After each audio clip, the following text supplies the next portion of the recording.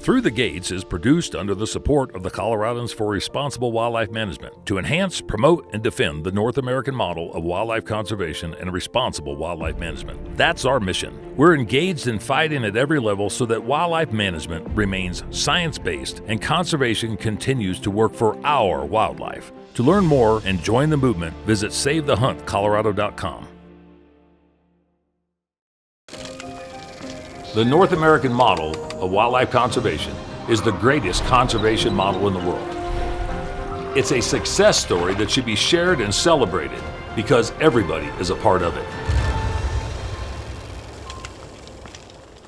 Well, we got another great edition of Through the Gates podcast. Hope you guys have actually appreciated what we're trying to do and get a variety of different guests and subjects. And today, I'm proud to say that we have Christine Koeppen with us. Hi. Hi, how are you? Good. Good. Christine is a good friend of mine and CRWM for that matter. She's a houndswoman. Yes. Mother of two, and she is married. Mm-hmm. And she helped dramatically on Proposition 127, which we'll kind of get into that. But you also work for and have a deep association with Cowgirl Magazine. Yep. And with the Fence Post Magazine. Yep. I'll be there 12 years. You've been to Fence Post 12 years? Yeah. You live on the Front Range of Colorado. Yep. And so just give us a little bit of an introduction from what I said about who you are and kind of maybe tell a story of how we actually got together and became friends. Yeah, I was raised around hunting in the ag lifestyle. I showed 4-H steers and started my career in rodeo in junior high and then drifted to Texas on the back of a barrel horse and came home and started with the Fence Post about 12 years ago. And when I realized that there's really a war on our lifestyle, I was really paying attention to the headlines, and that's where I first saw your name was in the Fence Post with Rachel Gable. When the first lion ban came up in, what was that, January of 2022? Yep. Really December, but January. And then they had the Me Out Day, which was another attack on my lifestyle. So I was kind of getting hot around the collar. And then Rachel sent me your information, and I saw you at the SCI dinner in March. Yep. And I kind of stalked you and wanted to say thank you first off, but also wanted to tell you that I was here to help with whatever I could do and what could I do. And you were a great beacon for me. So thank you. Well, no, thank you very much. And Karen, my wife, and I talked about you and a couple of the other young gals that we met there. Yeah. And to see the passion and the thoughtfulness and the concern of what we were having to deal with. Right. And at that point in time, we were only about 5 months into the campaign, and we had just gotten out of the Supreme Court and Title Board a couple of weeks before that. And so it wasn't Proposition 127, it was Initiative 91. But give a little bit of background on how you got into the hunting side of it and what made you a houndswoman and why you wanted to pursue getting involved to turn around and try to help save the hunt. Yeah, well, I grew up hunting. My dad hunted for me. I mean, that's how he afforded to feed us, right? We had cattle, but we had to sell those, and we had to hunt for our meat. And then houndsmen, actually, I was introduced to them in college on pig hunts, and I just fell in love with those catch dogs. And then I knew Casey, my husband, actually in high school. I rodeoed with him and his sister. And we reconnected after a while, and he was into the lion hunting, and that was kind of like one of our first dates. And just to see that hounds doing what they were bred to do is kind of the same as seeing a colt do what they're bred to do, and I was hooked. So that's why I wanted to get involved, just because I have the passion for it, for hound hunting, but for all hunting, because I grew up doing it, and cattle. The cattle industry is huge for me, which is a lot of connected to hunting, right? We do our own food, we harvest our own food, and that's important to me and always has been growing up. But also I have 2 little boys, and that really struck a nerve with me when they came after the agriculture, which they have been for years. But when this came across, I knew I had to do something for them. And that was kind of my lead into this is the boys, they don't get a second chance at this. So I wanted to get involved. First time you were ever on a lion hunt was when? 2018. 2018 is when I went on my first lion hunt, and it was my first kill, actually. And there was just so many moving pieces, right? You think it's just going to be like adrenaline the whole time. You're like, okay, here we go. It's going to be crazy the whole time. And you don't realize that you actually drive for hours and hours and hours. Looking and for fall tracks. asleep and then wake up and then fall asleep, right? And so it was amazing. Just it was the dogs for me. I just couldn't believe that to watch them do what they were bred to do was pretty surreal. And to see... They want to do it. It's not like they're being forced right. to. You cannot make a dog hunt. You can't make a horse run. You know, there's so many things that go into that whole aspect. Well, it comes from a different perspective, too, because you being a barrel racer and then being around rodeo all your life and cattle and so forth, animal husbandry and attempting to treat animals with a significant level of respect. Right. Is not only part of the case, is trying to get people to understand why you do what you do when you get questioned about it, or when you're trying to prop up and support your lifestyle and trying to make sure that people understand that what we do is highly regulated. Yes, on all of it, not just the hunting. I mean, cattle, horses, everything. Yes, everything. Yeah. And with your background, I mean, when did you said you started barrel racing at like 12, 13 years old? Yeah, I was riding horses, way before that. But my parents made me show horses first because that was kind of the deal. Is I had to learn how to ride properly. So I showed horses and I showed sheep actually, and I did steers. And so then I kind of was bored with that, and I wanted to go fast.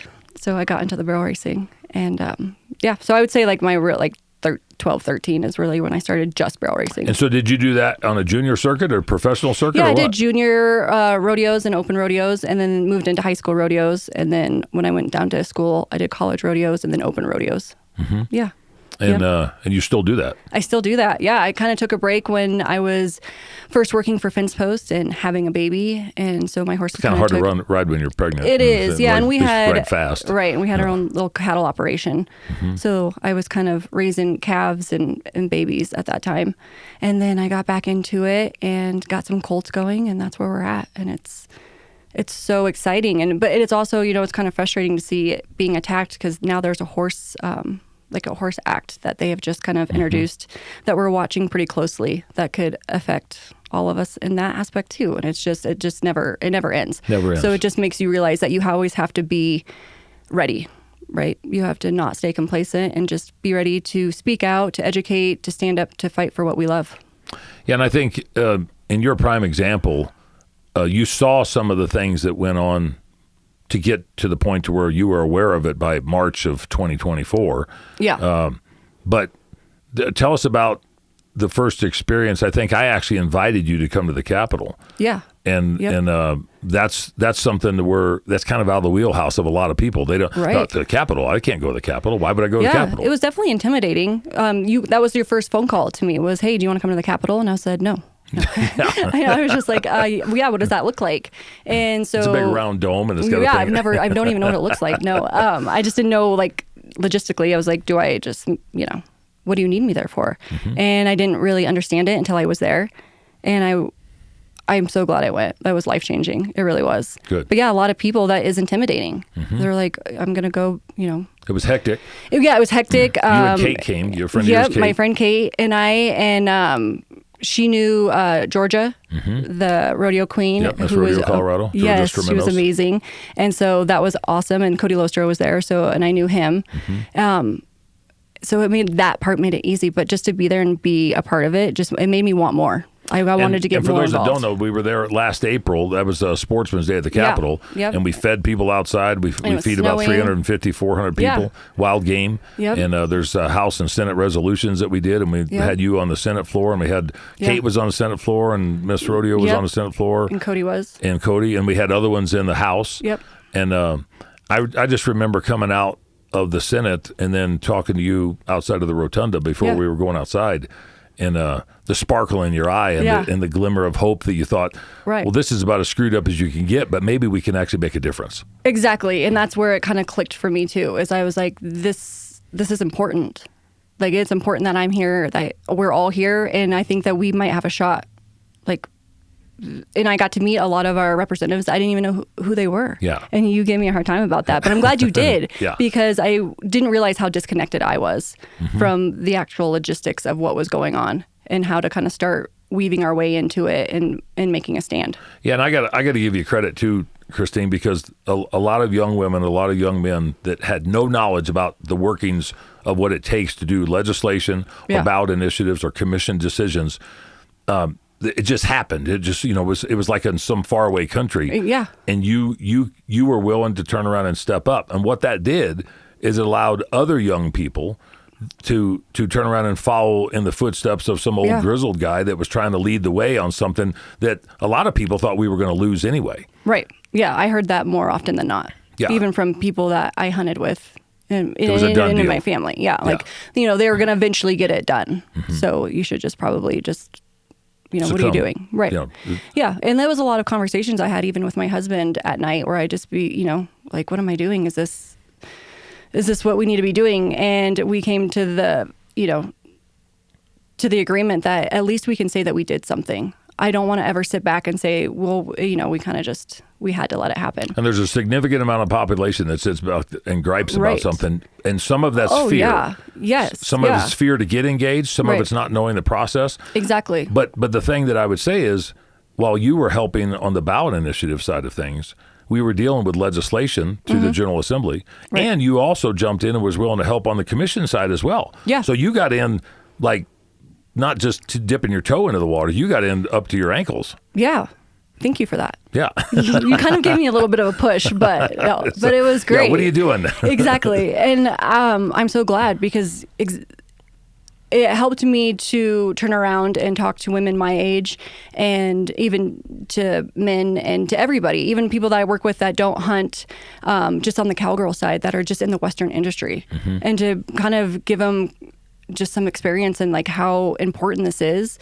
And when I went to the legislative barbecue with you and kind of hearing the backstory of the commissioners and just kind of how it all worked, I didn't even understand it. And so when I started kind of wrapping my brain around it, I was like, wow, the public opinion is so important to what happens here.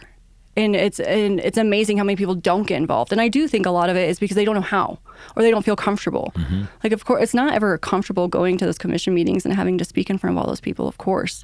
But it's so necessary. And we need to start, getting our young people comfortable with it and showing them how to do it. Well, there's a hell of a lot of people out there that aren't old, grizzled, gray-haired guys like me or some of our counterparts that do this.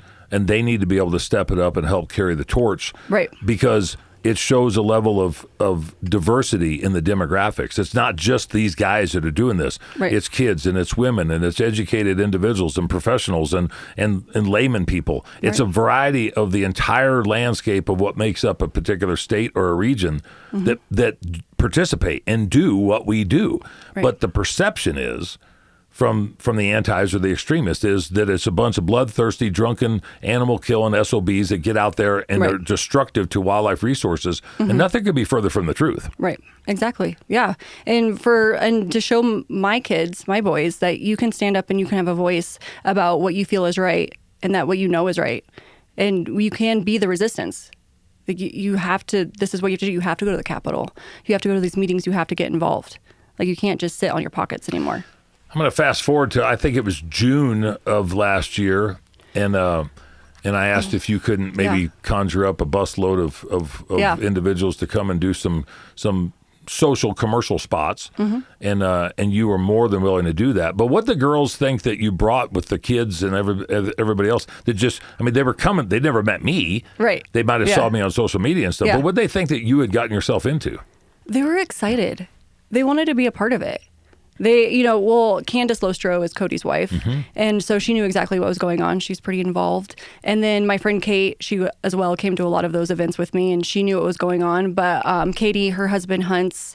Who else was there? There was, Danya. Danya, she is the photographer. And I just knew that her spin of even like the photos that she would take would just make it so human and just so beautiful that this isn't just a bunch of hunters, like you said, out there just, butchering wildlife and animals. It's actually a family thing. It's a tradition and it's beautiful. And these animals, or the horses, a lot of people hunt off horses, but with the horses and the hounds, and then the kids and the hounds. Sean did such a great job of getting the hounds and the kids and how much they love us, and they hunt because they love to hunt, not because you can make them hunt. And we just really wanted to show, and that's kind of what I articulated to the girls, is like, I just want to show a different side to this. And with Danya involved, I was like, I know that you can articulate it better than I can. Your vision is, there. I just can't articulate it. And she did a great job. And Sean did too, of just bringing it to, this is not just our husbands out there hunting. This is just not houndsmen. This is all of us. This is how we feed our family. This is important political issues that we have to have these conversations with our 12-year-olds. And this is how we're raising them. This is tradition. It's part of their heritage. And we wanted to show all of that. And to see those kids get involved in the conversation when we had the roundtable which deal was really surprising, right? Because it wasn't even planned, or we didn't even know. I didn't know Sheridan was just going to pop off like that. Like she just, she laid it down and it was great. And that gave Hadley some confidence to do the same, but he was just speaking from his heart. And that was pretty amazing to see, because we have a lot of conversations. He'll come home and be like, did you hear that people think that like cows are actually bad for the environment? And I'm like, yeah. And he's just so, kind of taken back by it because he doesn't understand. He's like, how is, he's like, where's the common sense? What kind of schools do those kids go to? I don't know about Sheridan, Cody's kids. I think that they're homeschooled. I believe, I'm not sure. And mine go to a rural school. They actually go to the school that I went to growing cool. up. Yeah, and that's it cool. is a pretty good rural school. It's getting bigger, right, because the Front Range is growing out that way. But it's a good school. So.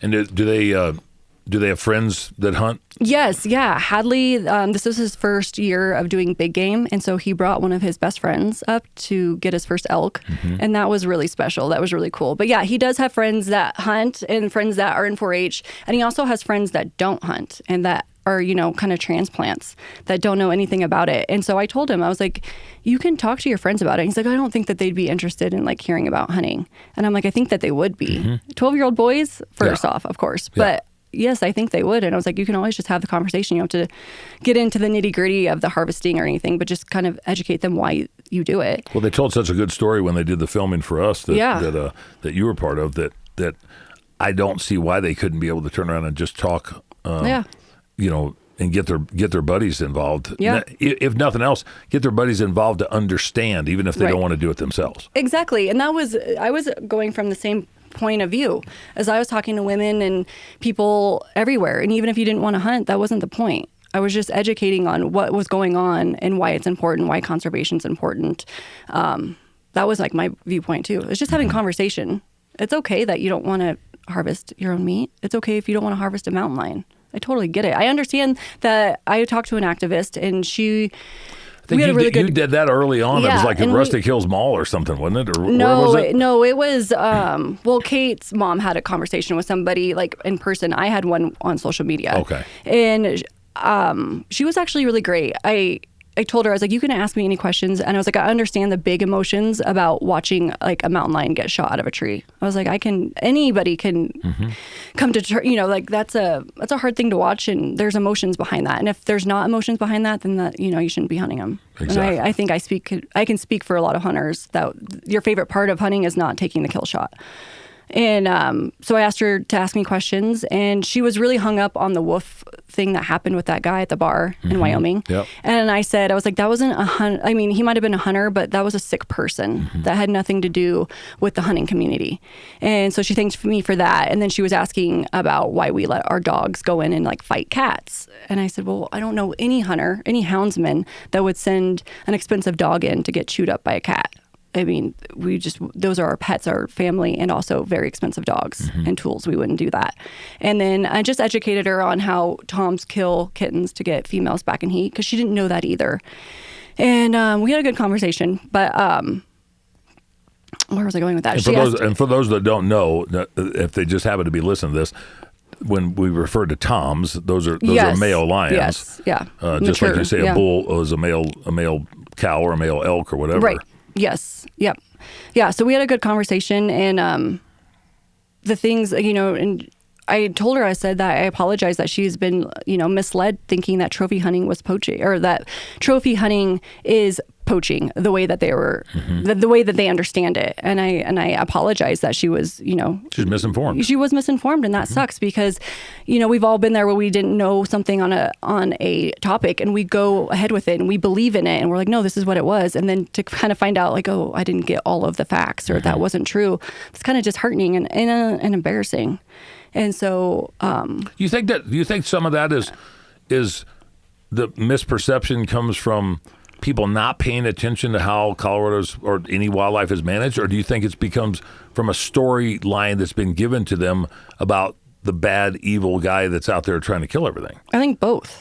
Combination. Yeah, I think it's a combination of it. I think that it is your job as a parent to, educate kids in where your food comes from, if that's being hunted or if that's being harvested or that's being butchered or you're getting it from the grocery store. Like, those kids need to know, no matter what your lifestyle is. I don't care if you live in a suburb of, Denver and you're in a cookie cutter house. Like, those kids still need to know where their chicken nuggets come from. And it's baffling how many don't. Like, I didn't realize, I was kind of naive to it because I grew up, fortunately, in this lifestyle and butchering our own food, and my kids do too. But there's literally people out there and adults that don't know exactly what that process looks like. That brings up a story real quick. And when we had a business, we had a trading post business down in Canyon City, Colorado, and my son used to raise eggs, had his own chickens. He was like 8, 9 years old, and we came in one day, and there was a mom and 2 kids that were in the store, and they were getting ready to check out at the cashier, which was my wife at the time. And Ethan brought in some eggs from his chickens to give to his mom so she could take him to the hairdresser, because then the hairdresser was buying the eggs off of Ethan. Right. And so he had 3 dozen eggs for different people or whatever. But this mom was from Kansas City, Missouri, and she had these 2 little boys, and they were on vacation. They were getting ready to go rafting or something. Yeah. And they just looked at this little bitty cowboy kid, and 8 years old, walks in there. He's got these eggs, gives them to his mom, and says, "Okay, these are $1.50 a dozen or whatever they were." Which now I think they're like $15 a dozen. It's ridiculous. Yeah. And this mom kind of looked, and she's a teacher in Kansas City, and she said, "Excuse me, what did you do with those?" And he says, "They're chicken eggs." "Where did you get them?" He goes, "From chickens." Yeah. And she said, "No, I mean, like, how did you come across them?" He says, "I have chickens." She says, "Well, can my 2 boys see those eggs?" And he looks at me over his shoulder like, "Okay." So he opens up. It's really confusing for little kids to not to correlate like how people don't know that. He opens it up, and there was 10 Rhode Island red eggs with the brown eggs. Okay, yeah. And then there was 2 discolored ones, the green and a purple from Araucana chickens that he had. They're just eggs. Yeah. And the kid says, "Well, why did you paint them?" And Ethan says, "I didn't paint them." Yeah. He says, "Well, how did they come like that?" And Ethan says, "Well, because the chickens lay colored eggs." Yeah. And the kid looks at Ethan and he goes, "So do they like dye them or what?" And no. And so, but the whole concept of that brought up something to where when Ethan was little, he saw at a very early age, from the hunting side, from the agriculture side, the domestic production side of food, that not everybody knows where their food comes from. Right. And I mention that just because of the egg instance that you see now, and people are like, "Well, we just need to make cheaper eggs." And I'm thinking, you can't make cheaper eggs unless you have cheaper chickens and then cheaper ways to raise them. That goes into the wildlife side of it as well. The reason that we have sustainable wildlife populations is because sportsmen and women have historically paid the bill to be able to fund that. Right. And while there's other components that go into that, the general taxpayer does not fund wildlife management in any way, shape, or form. Do your kids understand, or from your perspective, do they understand that when they buy a license, that money goes into the pot so they can turn around and sustain wildlife management in perpetuity, that they're kicking money into the pot? Yes. Yeah. And we actually just had a conversation with Hadley on how like the point system works. And so we did have that conversation, and he said that makes sense. And I said, and it even goes into your parks, even the trails that you want to walk or hike or that your friends hike, that all goes into that as well. And not just to keep these wildlife so we can hunt them, but also just to keep their habitat. Right? Because we've already lost, 71 million acres of ag land since like 1961. It's insane. And so it's also for the land. It's not just for the animals. But yeah, he does understand that. And he was just like, oh, that makes sense. And this whole thing that we've gone through in the last year and a half has really been educational for him, which I'm thankful for, because it's really opened his eyes to, that's not just his lifestyle, that his mom and dad hunt and that we have cattle and this is just, what we do. It's actually like, wow, this is really important to everybody, not just to us, but to my friends and to my state and to the country, to the world. So that's been really exciting to kind of see him kind of grow up into that and kind of starting to like wrap his brain around it and understand, and even talk. Like when my dad came up from Texas, they were having conversations about it, and I was just so proud to see that that's clicking and that he's proud of what he does, because he's contributing and he thinks that's cool. And now we're eating, his elk for dinner, and he has to make sure that he tells everybody. And, he kind of has a joke that we like owe him money for his elk for dinner. And because he's feeding you now. Yeah. I don't think he realized how much that actually cost to get on the table, but yeah, exactly. Yeah. Yeah. Well, and did your friends that you brought to the Capitol and that you spent some time with in our campaign, did they fully comprehend and understand the ramifications that if 127 passed? Did they understand that? Yeah, it took some time. So I talked about it ad nauseum, right? With all of my customers, my friends, we would go to like a Halloween party and they'd be like, oh, here comes Christine talking about 127. But all of them are all avid hunters. They all hunt, 3 to 4 species a year. And so I was like, how do you guys, and a lot of them didn't even know what was going on. There was a lot of hunters, which I was so surprised, that didn't even know that this was coming down the pipeline. No. And so for that, they had no idea. But once I, with everything that CRWM was putting out on social media was great. It was a great tool for me to send to them and for them to really read. And it was really cool to see how it kind of started flooding everybody. And they're finally kind of starting to be like, oh, this is big stuff. This is not just houndsmen. This is not just bow hunters. This is for everybody. And not even hunters. It was just another chip away at our lifestyle. Because then you had, the fur ban coming in. Yep. And that was a huge one. And that was Ordinance 308 in Denver. And the slaughterhouse ban, which was Ordinance 309. And a lot of people didn't have any idea about that. Even ones that were pretty involved with 127 or like sharing the information didn't know what those exactly we got that all the time, didn't we? Yes. Yeah. They were like, what? And so to see it kind of move, the movement kind of grow was pretty incredible, because these guys were like, yeah, this is going to affect us and we have to do something. And it's interesting too, because from your background and your relationship with Rachel and then the Fence Post and Cowgirl,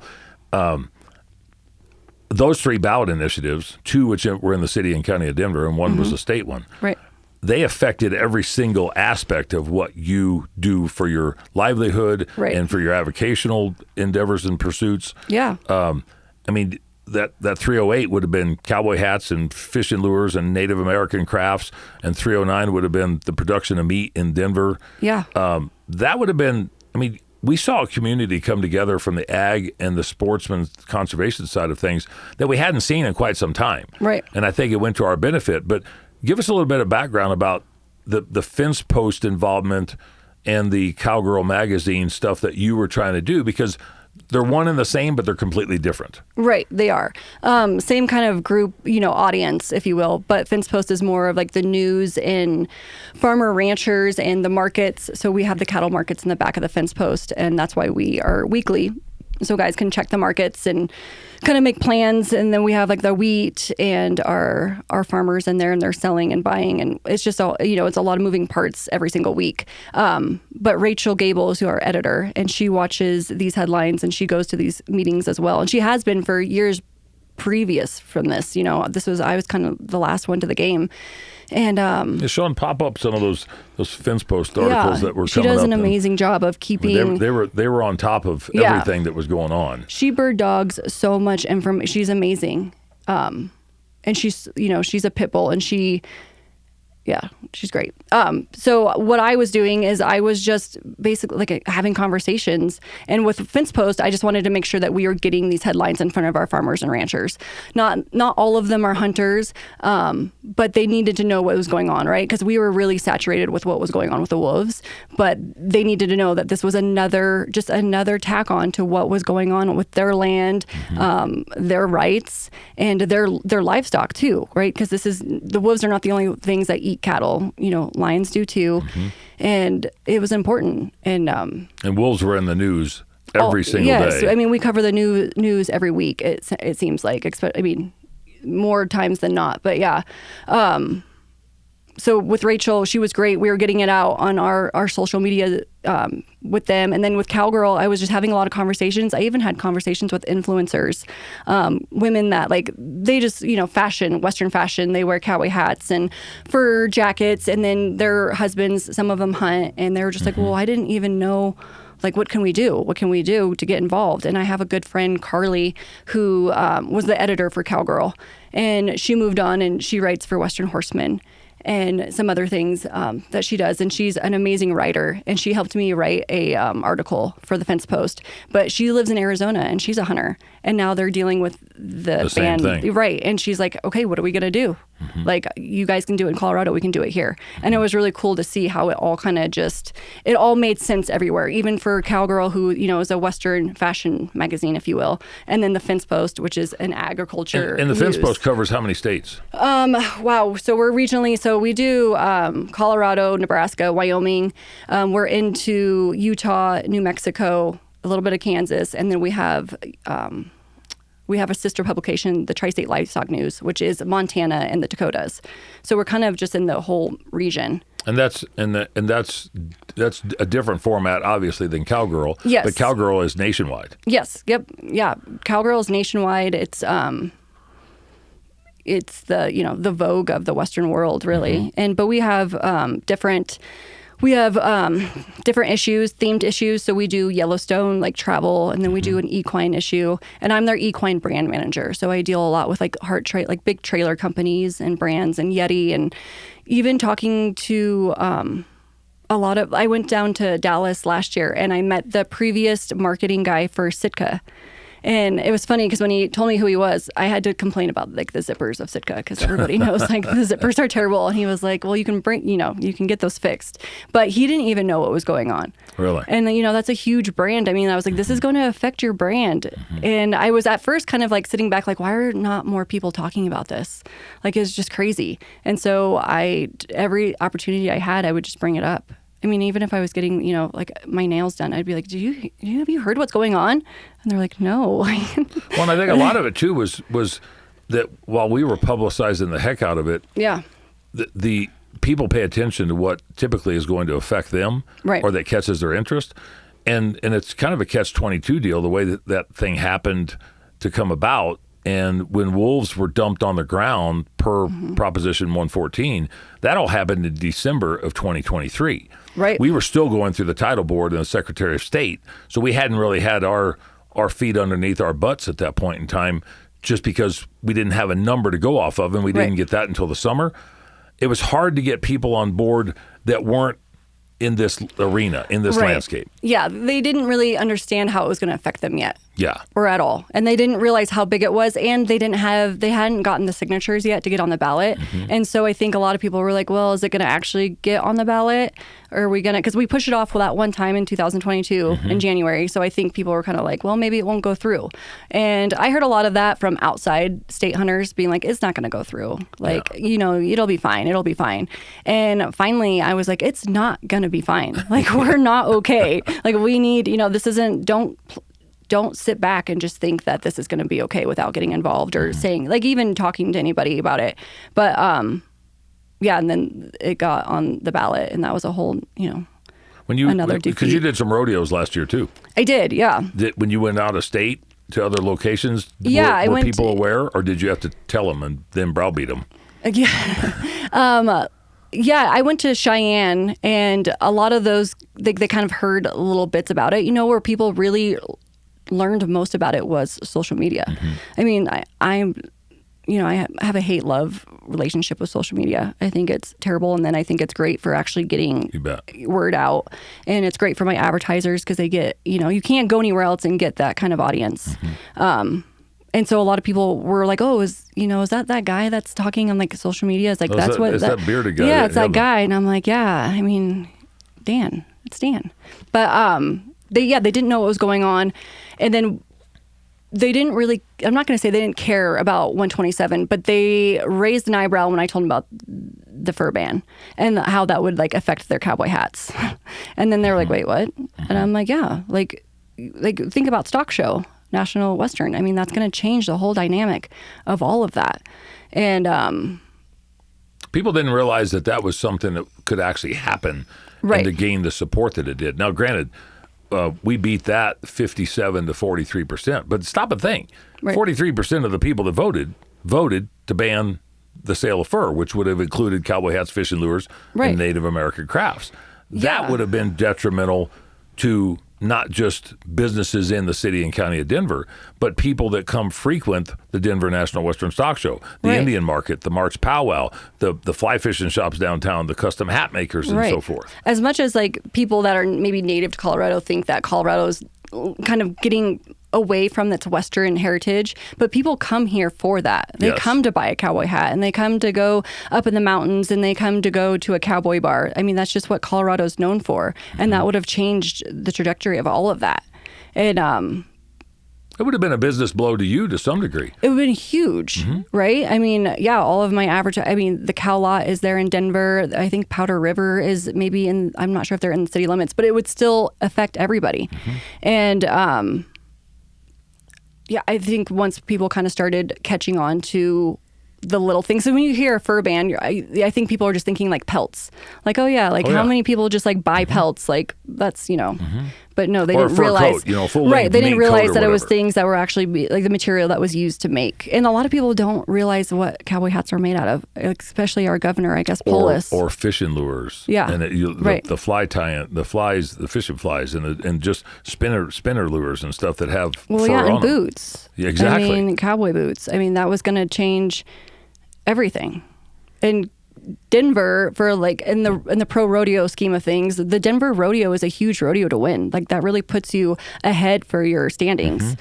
So it's important, and it's kind of kicks off the rodeo season. And so that would have changed. Yeah, just people finally getting like, okay, we need to do something, or we need to say something, or we need to learn more about it was huge. You going around and doing your advertising for your job, Yeah. for the magazines and stuff. It's kind of hard not to bring something up that's so important to you, no Right. matter what it is. Yeah. But did you find that they were interested and curious, or did they get to the point after 3 or 4 months of listening to you about advertising, it's like, okay, well, she's coming again, and I'll just No. buy something to shut her up? No, I'm really lucky that my advertisers are also my friends, right? We all kind of share the same lifestyle. I want to see their business flourish. I want to see them be successful. So I think that we all have like a really good relationship. But like my guys from Flatiron Equipment, finally I just like beat them down, and they're like, we know, Christine, we know. And they're hunters too, so they understand, and we like to sit there and They're the ones that did the billboards for yes, us. Yeah. and so finally they were like, we put your billboard on I-25, like over top of I-25. What else do you want from us? And I was like, I don't know, like a couple $1 million would be fine. Just like, come on. No, but they were great. And a lot of them were really welcoming to me coming in and having conversation, because they're like, well, what's going on this week? Or like, have you heard anything, or did we get on the ballot? Like, how many signatures do they have? They were interested to hear like what was going on. You were the conduit, right? because you were directly involved. Right. I was lucky that was also my job, and that we were doing, we were making sure that their things were taken care of for their advertising and having those conversations. But that also was going to affect them in some way too, because it takes a lot of economic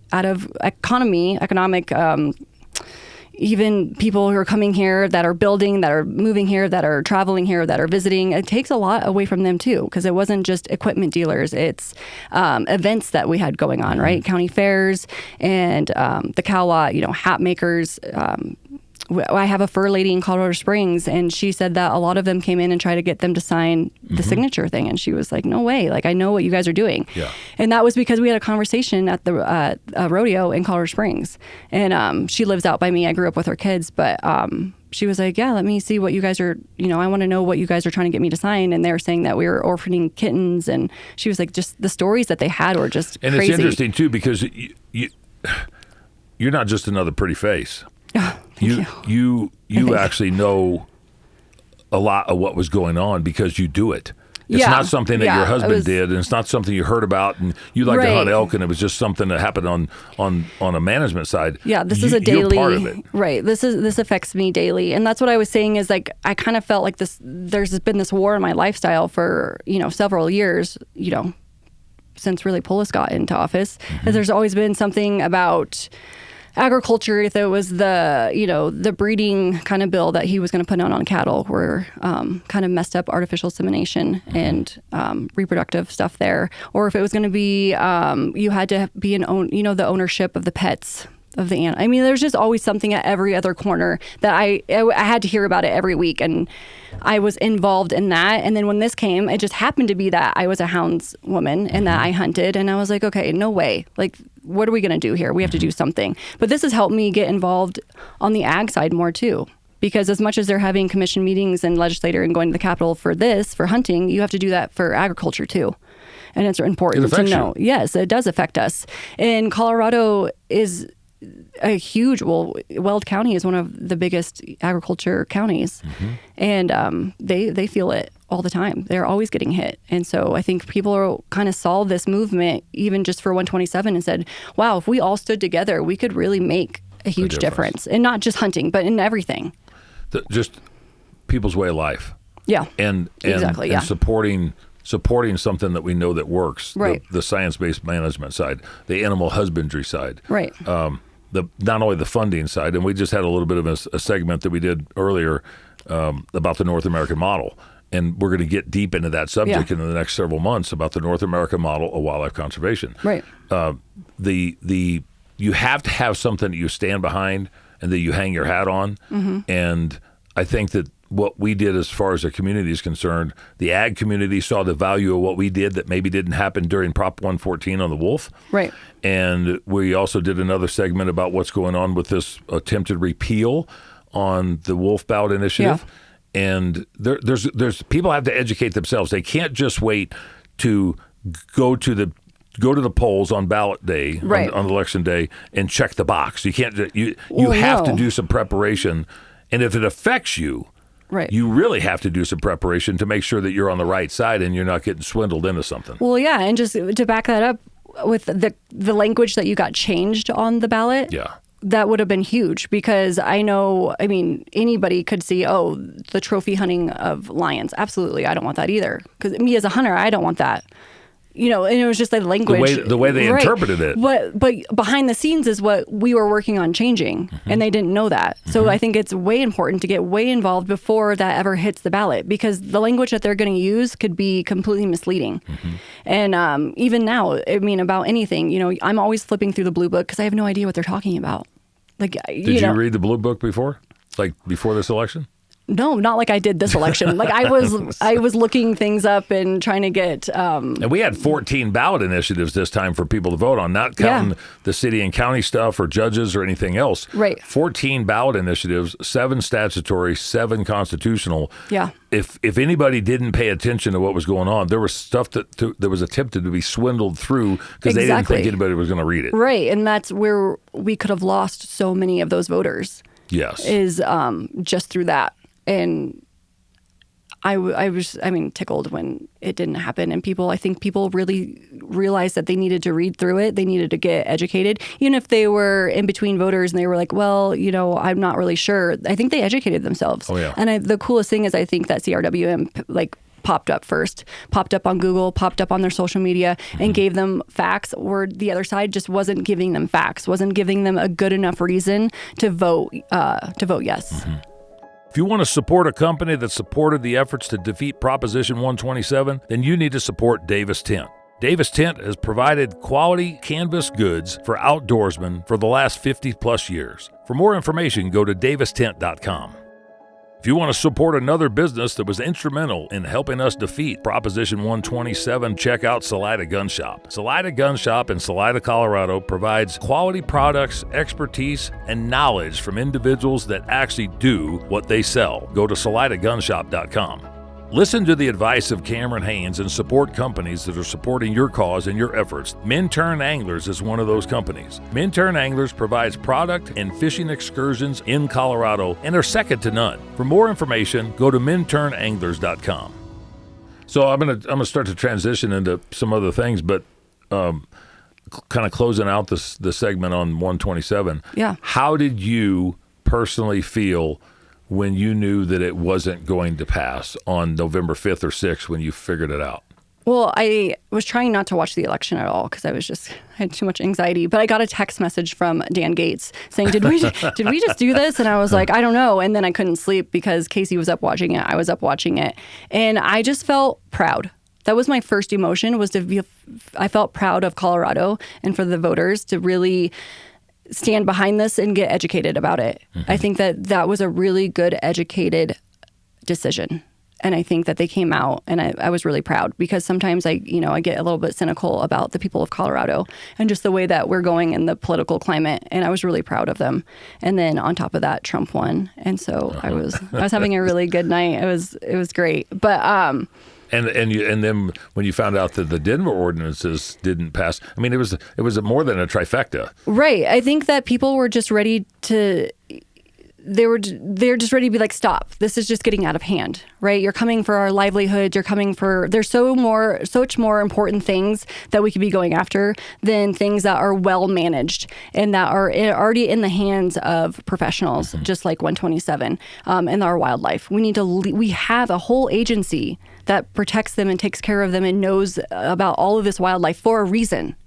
So why are we getting our hands in this? We don't need to be doing that. There's more important things that we need to be looking at. And then you have horses. Yes. I mean, you can probably take care of them to some degree, but if it's some significant deal, what do you do with your horse? Right. And call the vet. Take it to the vet. Right. You don't take it to the pool boy. Exactly. To the Lyft driver. Exactly. Exactly. And and then when I got to like wake up the boys and tell them Hadley was really excited because he thought what he did made a difference, mm-hmm. and it did make a difference. And so, his first, I think I told you this, like his first thing was like, I'm going to go tell the dogs. And I was like, yeah, they'll be excited. They're not out of a job and they get to go hunting. And that was really cool to kind of see that he's like, yeah, we're going to the Capitol because I brought my little one to the mm-hmm. Sportsman's Day. Yeah, that was the rally on October 18th. Yeah, and that was cool because then he got to like tear up. He gave the Capitol Police some of our stickers, the Save Bambi mm-hmm. stickers, which was fun. And then he got to tear up the Capitol, and he thought that was cool. But to say, hey, if you get involved and you go to these places and you stand up for what you believe in, and you have a voice, and it's important, and this is how we're going to stand up, and we're going to take control of our future. This is our heritage, our future, our past, and this is how we're going to move forward. And I'm going to hand you the torch, mm-hmm. and you're going to do this, and here are the tools. Did your husband Casey think that you could pull it off? I think he's a quiet man, but I think that he was worried that it was going to go through, and I don't think he wanted to lead on like how much it would have affected him. And but he supported me through everything, and he was so excited, obviously, when it went through. Remember when you and I first got together and talking about stuff, and you were getting involved, I think he had questions about what good is this going to do? Yeah, absolutely. I mean, you don't know what you're doing. Why are you getting involved in this? Right. Yeah. He was like, his way to look at it was like, well, eventually they're going to get it passed. Eventually they're going to come back. And that's what he said when it first in 2022, when we pushed it off from mm-hmm. the legislator, is he was like, well, they're going to come back. And they came back even faster than what we thought they were going to come back, right? But he's like, they're going to come back and they're going to get it through. And I was like, well, what if we tried to stop them? Yeah. How about standing in the way? Like what if we try to like kind of stop? And he was like, well, I don't know if he didn't think that enough people would stand up. There's enough people to stand up and that believe that it's wrong and like want to keep hunting and could put a stop to it, but he didn't know if they were going to actually stand up. And I was like, well, that's us. And I think that's us standing up and getting involved because we are those people too. And I think one of the problems that I've seen as long as I've been playing in this arena is people just take it for granted that you're going to lose because they don't know what game you're actually playing. Right. They don't understand the rules of engagement. They don't understand the process. And to them, it's foreign, and it's easier to turn around and say, well, another one bites the dust, as opposed to, hey, if we actually have a plan of action, and then we actually commingle our thoughts with this group and that group and these guys and those people over there, mm-hmm. we can actually make a difference. Right. And now I think we've invigorated people enough and created enthusiasm and opportunity and optimism to where people are like, well, what are we doing next? Exactly. How are we going to do that? What are we going to do to protect this? Yeah. I mean, winning 127 or in all three of them, really, I think it just lit a fire under people to say we can stand up and we can be the resistance. And they're like, we do matter, and we can stop people from taking from stop people taking from what we love. Like, we can stop this, but we just all have to come together, and that's the hard part, right? And we won, and we did, but it didn't stop them, because immediately they came back and they're going into other segments of our stuff. And so, moving into the next level of our conversation, what do you believe that we need to do as a community, ag and sportsmen, conservationists, to continue the fire in people's belly to make sure that we just don't get complacent with mediocrity? Yeah, I think we need to keep people educated about what's going on the political side and in the lawmaking decision process, like going to the legislator when that's open, when to go talk to your reps. I know that was really important to me when you told me, find out who your reps are and talk to them and let them know that you are a rancher and that you are a hunter and that you represent me and this is important to me. So I think getting people involved that way, and like how.org, they did such a great job of making it easy for people to get involved. I know I sent so many people to them. Because they really tell you exactly what's going on, how you can get involved. You know, this is a good place to put your money. This is when this hearing's coming. This is when this is going to be, coming up. And it was amazing. And we were really doing the same thing. So I think staying on top of everything that's going on is number one priority, but we also need to start educating and keep talking to people. Keep educating people, keep having that conversation, and keep having conversations with our younger groups. And don't take it for granted that the people that don't hunt, not anti-hunters, not the extremists, but don't take it for granted. They're our best allies. They are. They really are. And I think that and you find them everywhere. I mean, there's so many people that are curious to what we do and why we do it. And if they can just have like a really good conversation with you and like learn a lot, they take that to another 5 people. And they're like, oh, I heard this, like, isn't this crazy that this is how this works and that these people do this? And, we really should start thinking about like where our food comes from and how that's harvested, or how, mountain lions are managed and why they're so important to be on the landscape, but they have to be managed. And I think that those people who don't hunt or that are not even in the agriculture sector, they are our best allies. And I think that's really what helped us win this too. They all eat. Yes. It's just a matter of what they eat and how they want to eat and where they want it to come from. But they all eat. Yeah. And I think that a significant amount of the population wears leather. Yep. Some wears fur. A lot fish. A lot prefer natural byproducts as opposed to oil-produced plastics and byproducts. There's a component of the general public that benefits off of what the ag community provides, the sportsman and hunting and fishing community provides. They don't realize it until you give them the example. And I think that that's one of the things that we were able to do during the campaign. But those are the things that we have to figure out a way to continually do, because the sense of urgency, and I want to make sure that people understand this, but the sense of urgency is gone. But there's this cancer, this like locust on a cornfield that's growing behind the scenes. We won on November 5th. But you look at all the other states that are having to deal with things in the last 60 days. Look what Colorado has before it in the last 60 days and what we have coming before us. These are things that it's hard to keep people's attention, because to them, the movie's over. We won. We won. We won. We get to go hunting. And so now we wait till the next go around. Well, let's just say that November 5th was a Super Bowl for us because we won 3 different things.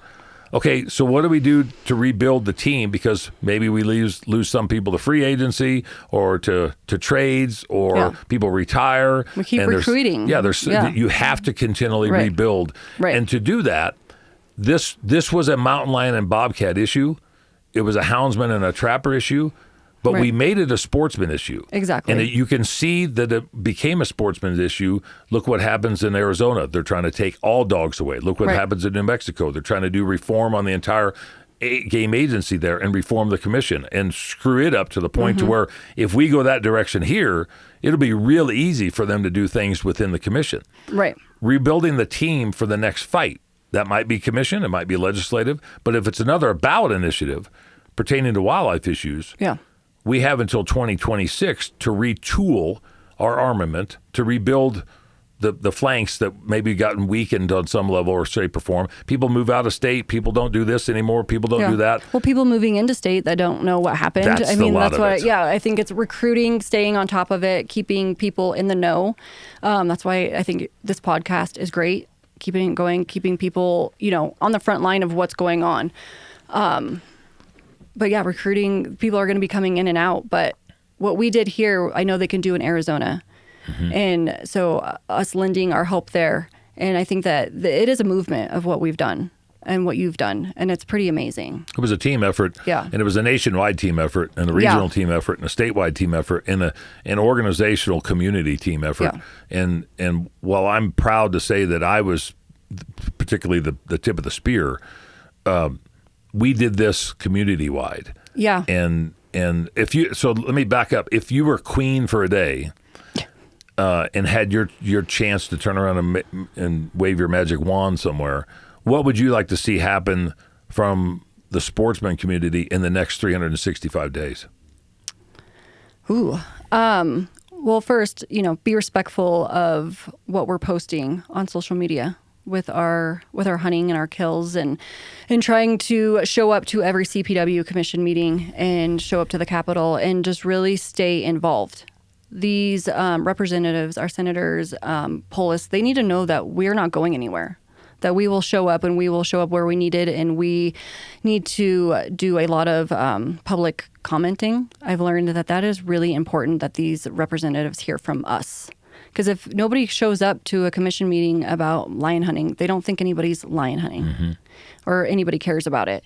And so we need to stay involved 100%. I don't know what that looks like, if that for each person, if that's going to actual places and going to meetings, or if that is just educating people that are coming here that are outside hunters, that come just to hunt for deer, for elk, let them know what's going on. Make sure that we're donating, that we're keeping those funds high so we can fight the next fight. Because that's really what's going to come down to, right? Is keeping people engaged with CRWM so then we have the funds to go fight at the other levels, because they're not going away, unfortunately. They're going to keep coming back. And it's not going to just stay with bobcats and mountain lions either. No, that was just really emotionally easy fruit, right? Yeah. Like nobody wants mountain lions. Well, nobody sees mountain lions, so they don't think that they're as heavily on the landscape as they are. Yeah, they're not as prolific as what they are. Right, because they don't see them all the time. But now they've been in the news, I feel like, more than ever, which I think really helped us, which is like through, this fall when we had a lot of those issues. But now, again, this week, they're back on the headlines. So they are out there, and it's always... There was just a death that in the last day or so down in Walsenburg area. They haven't determined yet. Right. But they say that they believe it was an animal attack, and I mean, you and I know that likely that would be probably a mountain lion or a bear. Right. It could be something else, and I don't know. Maybe it's a Bigfoot. Maybe it's a stray dog. Maybe it's somebody made it look like an animal attack. But if it's in the news, people pay attention to it. Right. And I think to your point, look at what happened in California with the death of the one young man and the injury of the other, the brother. Those happened in a timely deal for us, for us to be able to capitalize and take advantage of it. Right. I mean, our thoughts and prayers go out to them. It was just to show how important it was. It is. This is so important to be managed because of these reasons. Especially in a state that doesn't hunt mountain lions. Exactly. Yeah, we're in a state that you can hunt them, and we're still having these issues. Exactly. And they are still this comfortable with people. And so us hunting them, and especially with hounds, like that's what I really want to push is it's so important that we keep hunting them with hounds, because hounds are, they're such a great tool. Primary deal, and while you look at what Justin Anglovich with United Houndsmen has done with CPW down in a Beulah area here early this year in 2025. Yeah. Now they're harassing, so they don't have to euthanize. Well, some of those cats will probably be harvested in some capacity outside of the town limits of Beulah, but they became so prolific and so comfortable in town that some of the townspeople didn't want them harvested on their back porch, but they don't want to continually let their dogs and cats be eaten and then worry about their kids waiting for the bus at the bus stop. Right. Those are things that are in the news that go into the favor of science-based wildlife management, not support of hunting, so to speak, but But science-based wildlife management incorporates and includes hunting as a primary management tool. Exactly. And so when people start to see this affects me. I didn't think it was going to affect me. Right. Well, how would you think that it was going to affect you if we banned it and you couldn't turn around and do it? Right. You wanted to ban it, but if, a mountain lion came in and ate your dog in your backyard, then you would be okay with them being euthanized or killed. And they would still be probably caught by hounds. Right. And euthanized. Mm-hmm. So you were okay with that. Because it affected you. Yeah, right. It was literally in your backyard. Yes. So I do think the people of Colorado kind of stepped back and thought about that. I think that they were having a little bit of buyer's remorse with the wolves and seeing just kind of the mess that was going on there. And then seeing like these animals, this wildlife of Colorado needs to be managed by CPW. Well, and you mentioned something too about if you were queen for a day that, be cognizant and thoughtful about your approach when you post something. Mm-hmm. It's not to try to hide it. It's just that, nobody wants to see a cow or a chicken or a pig be killed on a slaughterhouse floor. No. But they'll eat it. Right. Nobody wants to see who's not privy to the harvest of mountain lions or elk or anything else. They don't want to see that thing die. Right. They don't want to see it shot. But they'll turn around and eat it, and they don't mind if you do it.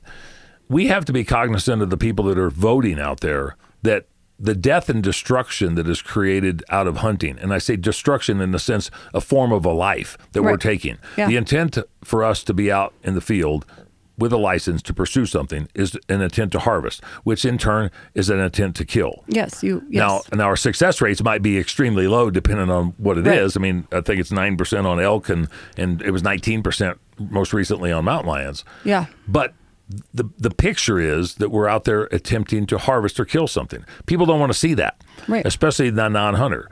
I mean, I get on social media and I look at some things and I'm like, that's not appealing to me. Right. Even if it's a hunting video or it's even hounds, you're just like, I don't want to see that. Yeah. Now, if I'm in the pursuit of it myself, yeah, and I'm supplying for myself, there's a different perspective because I'm the hunter. I'm the hunter-gatherer. I'm the pursuer. Right.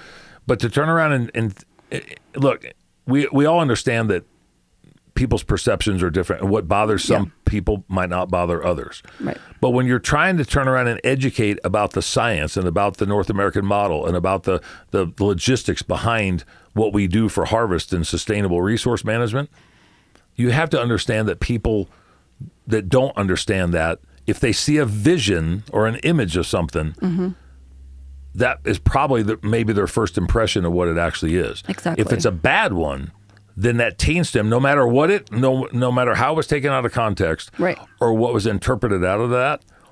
If it was a good one, they can start to realize that all the other stuff that they see might not be all that good or that bad. Right. And to take it back to that conversation I had with that gal that was one of the activists, is she could just pull all of the bad videos off of Google or Instagram or whatever she was pulling from. And of course, there's bad actors in everything that we're doing. Watch police videos or priest videos or doctor videos. But if we can just take the vanity out of hunting and stop hunting for likes and really just educate people on this is how we feed our family and this is how we're managing our wildlife. This is why it's important. But yeah, just be, respectful of what you're putting out there. I think that's really big, especially right now, right? Everything across my lifestyle has a magnifying glass on it. If you're cattle ranching or if you're hunting, whatever it is. Well, I'm going to turn the page real quick. That you've got two boys. Yes. Feral boys. Feral boys. One extremely feral. The smaller one. That's Hayes, that's right? His dad, yeah. Yeah. and so, but if you had girls, yeah, would you feel appropriate that the girls got on TikTok and Instagram and Facebook and did all the stuff that some other girls do? No. So it's distasteful. Right. Yeah. So, and even with my boys, Hadley's not on social media and he's not allowed to be, but there's things that he's not allowed to do that. I mean, it's what people do and it's what natural society does, and maybe it's right and wrong or indifferent, but it's the perception of that. And I think that that's a good explanation to where if somebody hunts mm-hmm. and posts something that's distasteful, would they want their kids to do something distasteful on the internet or social media as well? And I think the answer for the most part would be no. Right. And I think that they need to take that into consideration, because that if that with their kid is distasteful, then what you do could be interpreted as distasteful for somebody else. And that's a bad reflection. That's the first impression that we have to figure out a way to change. Yeah. And we have to realize that we are under a microscope as hunters.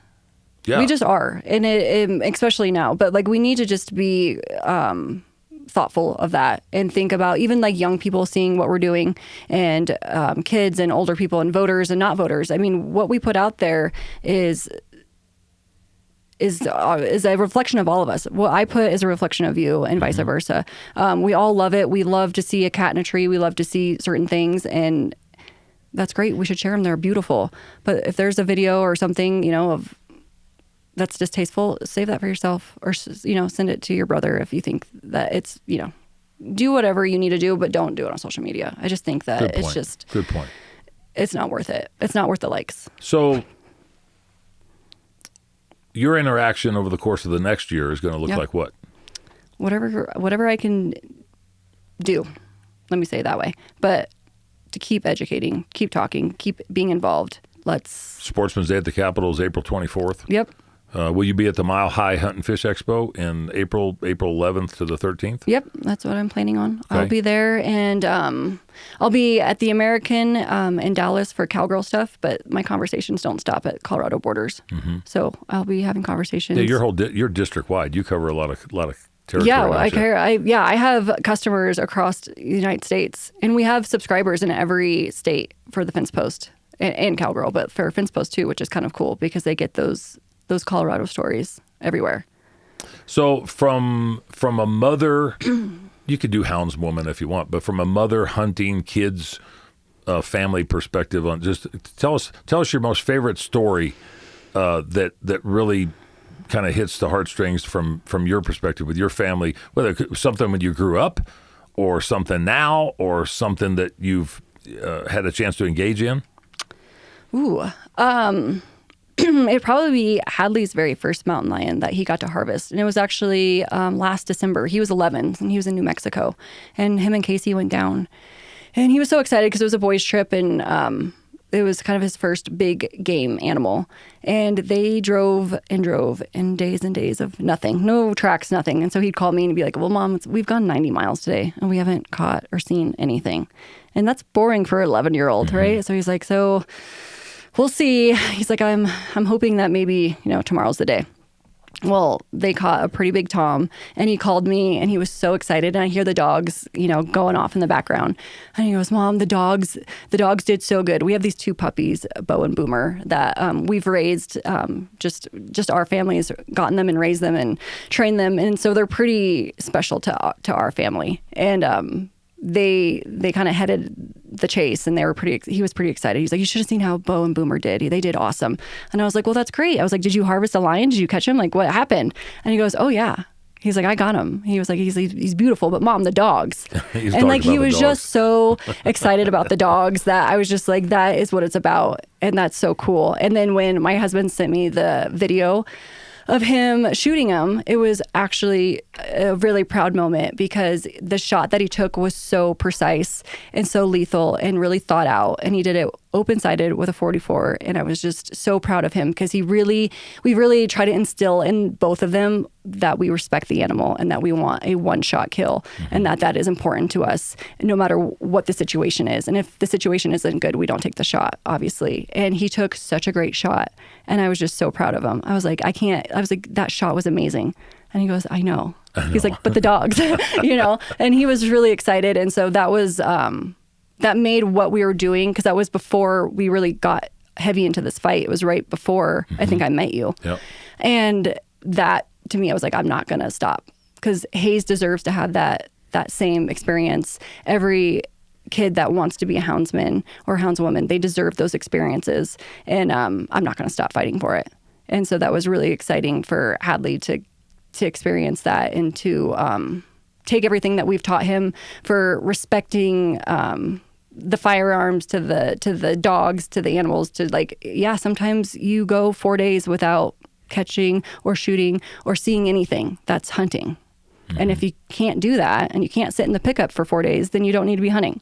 And so it was a really cool life lesson to see him learn. And it's worth explaining too. When you say sit in the pickup for 4 days, you're going through backcountry roads and all over the place looking for tracks. Right. And then find a place that you can potentially dump the dogs out in a place that you can hunt, that you know where they're going to go. Right. And hopefully. I didn't even mention, like the 10-mile track that they had to get there. Yeah. Right. That was, that's hard on an 11-year-old. Or a 55 or 60-year-old. Yeah. So imagine doing it. Yeah.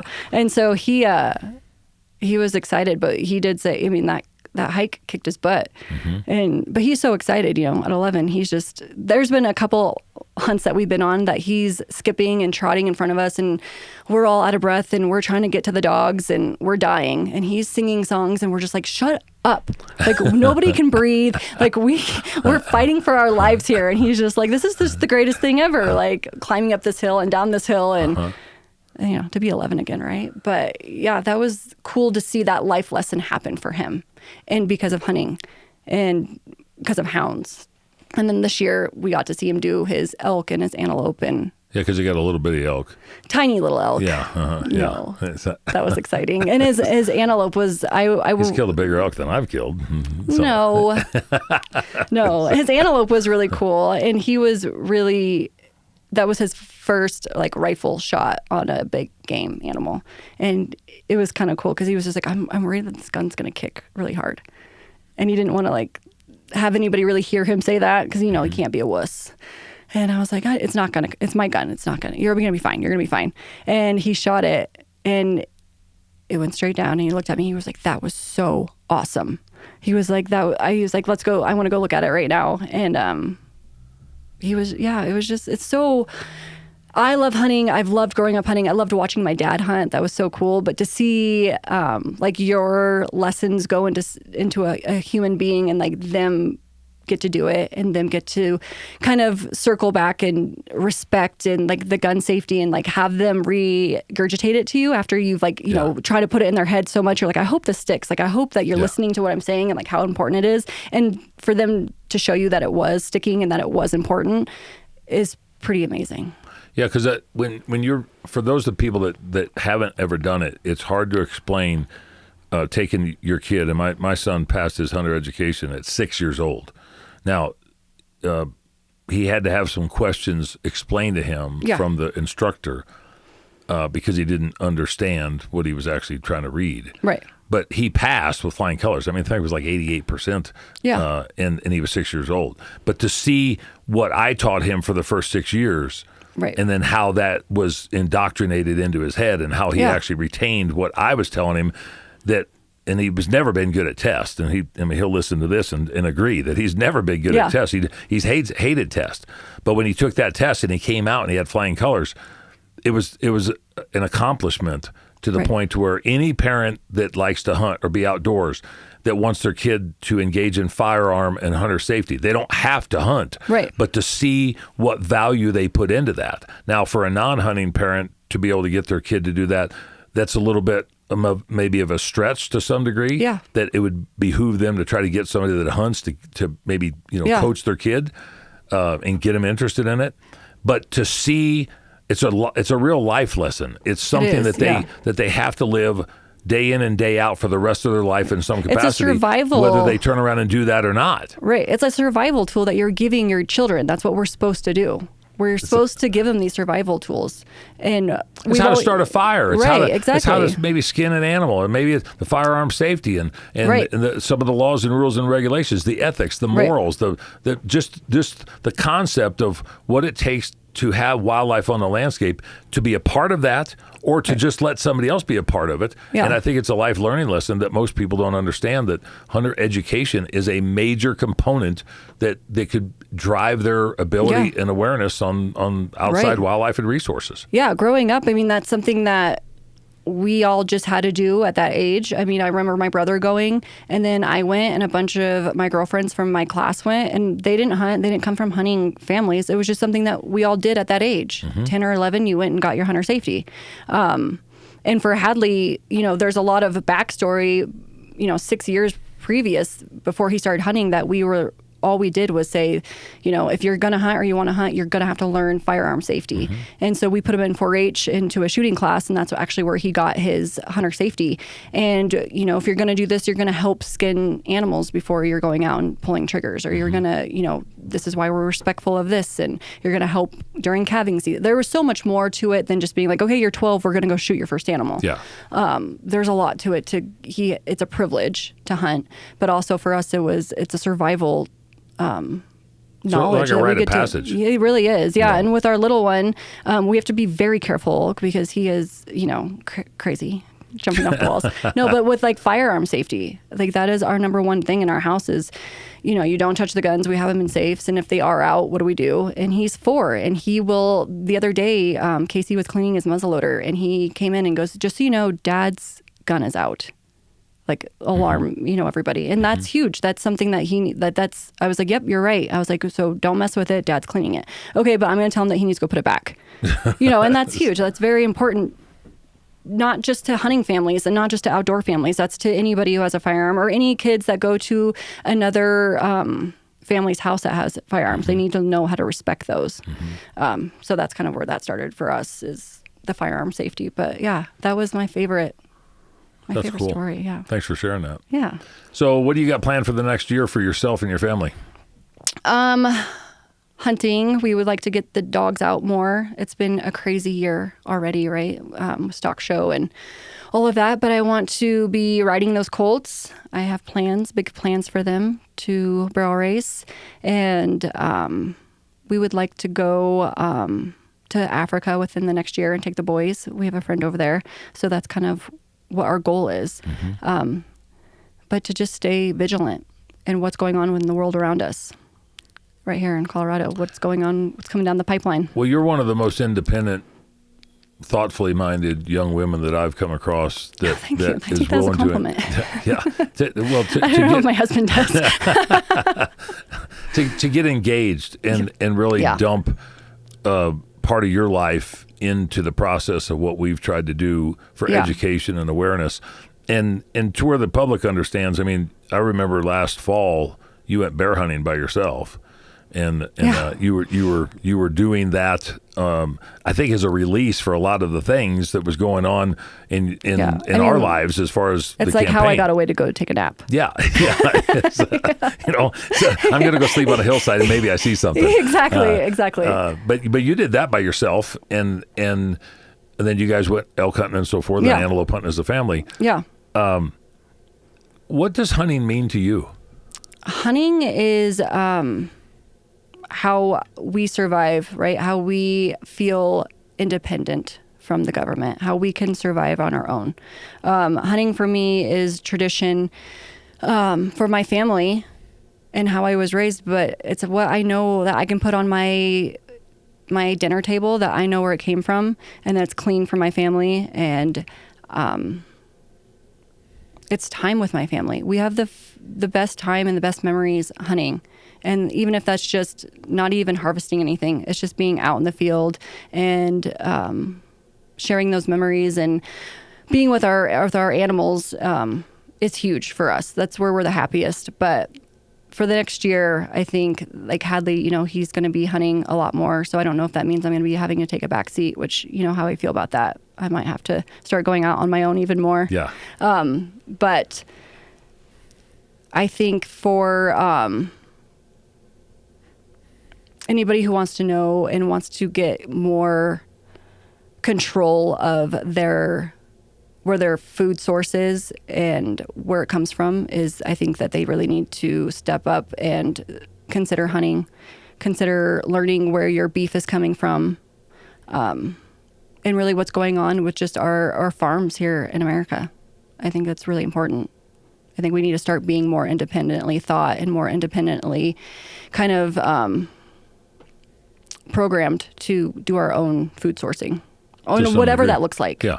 Even if you only grow your own garden and that's all you eat is food out of your garden, I think that is very important. Even if you supplement it. Yeah. Or backyard chickens or whatever it might be. Right. I mean, a variety of things. Right. But providing something that you have some skin in the game on. Exactly. And people start to take that a little bit more seriously. Yeah, and it makes you feel better, right? When you know exactly, you put in all this work, even if that's hunting, but in a garden's a lot of work. I didn't even realize that. It is a lot of work. And we have our one chicken, Pinata, and she's a lot of work. You have a chicken named Pinata. Yes. Yeah, one chicken named Pinata. But she does lay one egg. And so that's, it's great. And that's Hayes' little chore that he does. But yeah, I think that having skin in the game and really knowing where it's coming from, it makes you more proud. It makes you feel better about what you're putting in your body. And you can even go to a local ranch and buy beef from them, which I think is kind of really overlooked. You do not have to go buy your meat, your beef. If you love beef, like I'm a beef girl, I was raised on it, I love it. You don't have to go to the grocery store to get that. And we don't really know where that's really coming from, right? There's a whole nother podcast about that. Exactly. But you can go to your local rancher and you can buy a quarter beef.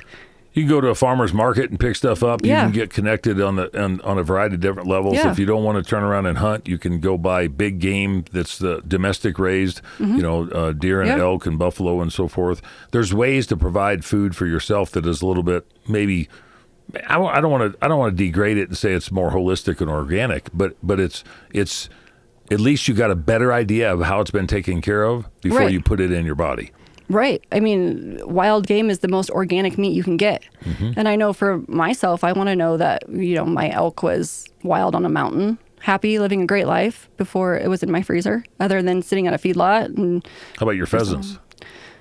We won't talk about that right now. My half a pheasant. You're half a pheasant. I got a shotgun for Christmas. So you did? I think that was Casey's way of telling me that maybe I should become a little bit a better bird hunter, like maybe practice. So you a went bit bird more. hunting on the 15th of December, and then you got a shotgun on the 25th of December. Yeah. Yeah. And so have you practiced at all? No. No. Well, I haven't had time. But you will. I will. Yes. Yeah. I mean, Roosters is not very far from my house at all. So I'm going to call Brett and say, hey, I need to come just shoot more. Get on the 5 stand, do some practice. Yeah. Take the kids out there, let them turn around and do that. Yeah. Hadley, so he shot a turkey and I told him he could have my 20 gauge because I was like, that'll be perfect for you. Well, then he shot Casey's 12 gauge and now he's like, well, I liked the 12 gauge way better. And so I'm like, well, so maybe Hayes can have the 20 gauge, but. What kind of gun did you get for Christmas? A Franke 12 gauge. Yeah. Good for you. Yeah. So that'll be fun. And we like to do, all that stuff. So we created a monster. You take your pheasant hunting one time and I know, and that's bad that they're so close, right? Yeah. And then and I've already called my dad and we're gonna go down there for spring break and stuff. And he has a wild pig problem. And so I told him that I'm bringing the boys and the guns down. Cool. And he's like, okay. Cool. Here we go. Well, we look forward to having further conversations with you. And I got to say, just to reiterate, the value that you brought to the efforts of CRWM thank you. To save the hunt in Colorado, for anybody that doesn't know, women provide a tremendous value. Kids provide a tremendous value. Non-hunters provide a tremendous value to spreading the message about what it takes to sustain science-based wildlife management. Absolutely. And while this podcast here doesn't just concentrate on that, it is the underlying element of why we're doing what we're doing because of the Save the Hunt and because of what we were successful on. And for agriculture in there too. I mean, there's such a vital part of the whole thing. Oh, and wildlife management. All of it. Yeah, and just learning about it. Even, I mean, a ranch wife or a hunting wife or a housewife, I think that they have a lot more skin in the game than they think they do. I think that they kind of just sit back and they're like, oh, well, I don't really know how to get involved, or I don't know what is going on. And I encourage every woman, if you have a family, or if you hunt or you don't, to get involved in some way or another and just to educate yourself, learn about what's going on, even in the agriculture sector, right? Our beef coming from Brazil and our beef coming from other places and the beef right here in Colorado, know a little bit about it. Where can you find it? What's going on? What's happening, on the federal side of it, because it's all affecting us in one way or another. It affects us one way or another, and if we don't pay attention, our elected officials are going to make decisions on our behalf, whether we elected them or not. That was one of my biggest takeaways that I've learned, I think, in this last year and a half, is that the decision's going to be made for you if you get involved or not. If you don't get involved, the decision's going to be made for you. Yes. And I don't like decisions being made for me, and I want to know exactly what's going on. But yeah, if you don't get involved, they're just push it through. And it doesn't matter what it is, if it's good or bad. You need to get involved and talk to them, talk to your representatives, and just see what they're doing. See what's coming up. How can I get involved? How is this affecting my family? Know who they are in your district. How did I find that out? I had to find that out in Pueblo. Remember? Yeah. You made me look up who my. Yeah. I had a little homeschooling, with Dan Gates. See, this is how you find out who is voting on your behalf, Right. even though you didn't ever elect them. Exactly. Well, And I think that's a common thing that a lot of people can kind of have in common is like they have no idea, right? Like that. well, you're a role model in yourself, and I appreciate the friendship that we built. Yes. And I look forward to continually working with your family and yourself and your friends. And I'm glad you got to meet, part of my family as well. Yes, I did. They're awesome. And Karen. it's we live it, breathe it, eat it, sleep it, drink it. I mean, everything that we do is what we're doing for the cause, because that's our life. It's not so much that's a challenge that we're going to try to accomplish. This is how we live. Right. This is how we supply for ourselves, and we appreciate you bringing your story to us today, but at the same time, look forward to maybe bringing you back on with. It'd be cool to get a couple of the gals in and let you banter back and forth, because for sure you feed off each other's energy and experiences and knowledge. Yeah, and thank you for bringing me to the table and thinking that I had enough knowledge to come to the table, but just making it easy for me to reach out to other just women too, and bringing them to the table, and they were so excited to be a part of it. And thank you for believing in me. Like, that was really awesome that you kind of pushed me into it, and in a good way. I wanted to be here, but showing me like, no, you can do this, and this is how you go about it. And I'm so glad that I did that, because that really opened my eyes to so much of what's going on. So thank you for that, and your friendship, and all the people that you've introduced me to. I've met so many great people through this whole process. The whole community is pretty darn good. It's amazing. Yeah. The women that are just badasses, to be honest, that I've met, and there's families and like other people that live close that I didn't even know lived close, that we all have the same interests, so that's really cool. So it's really opened like a whole new world. So thank you for that. It's really pulled a community together, and I want it to continue to pull people in, keep recruiting. Well, thanks a bunch. Appreciate it. Christine Koeppen, Cowgirl Magazine, The Fence Post, and houndswoman, mother of two, big game hunter, barrel racer, wife. No, you're an inspiration to a lot of people, and we appreciate you getting involved and being part of our effort to save the hunt. Of course. Thank you. It's my hunt too. I appreciate it. Thanks. Yeah. Thanks for joining us for this episode of Through the Gates. For more content like this, make sure that you like, follow, and subscribe on all of our channels.